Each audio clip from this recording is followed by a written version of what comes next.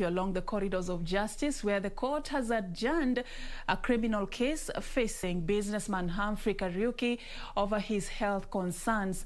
Peter Njenga, who is the second accused, said that Kariuki was not in a position to stand trial until cleared by his doctor. Meanwhile, a man has been arraigned before a Maralal court for impersonating as a Kenya Defence Forces official with intention to defraud. The court adjourned a criminal case against businessman Humphrey Kariuki on health grounds. According to the second accused, Peter Njenga, Kariuki was not in a position to stand trial. Kariuki's lead lawyer, senior counsel Philip Murgor, also withdrawn from representing him. However, his other lawyers, Kioko Kilukumi and Cecil Miller, told trial magistrate Francis Andai that they were ready to proceed with the case in which their client was charged in 2018 on allegations of tax evasion. The magistrate directed that the second accused, Peter Njenga, avails the medical report on 9th of June 2021 for the court to make consideration on how the matter will proceed. Meanwhile, a man has been arraigned before a Maralal court in Samburu County to answer to charges of making a false Kenya Defence Forces document with an intent to deceive or defraud.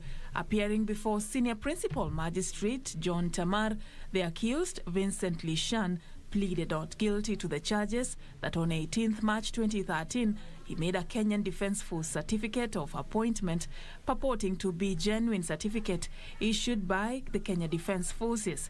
He also pleaded not guilty to the offence of personating a public officer, where he falsely presented himself to Baragoi Police Station. OCS Chief Inspector Wilfred Makori on 23rd May 2021 as a person employed by KDF. The court directed that the accused be remanded at Maralal GK prison for a period of 14 days.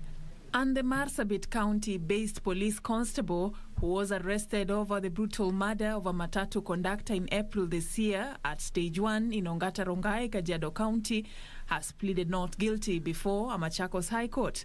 Appearing before Justice George Odunga, the suspect denied charges that he and others who were not in court arrested the deceased alongside two others only identified as Njenga and George for violating curfew orders. The three were assaulted before being bundled into the trunk of a private car.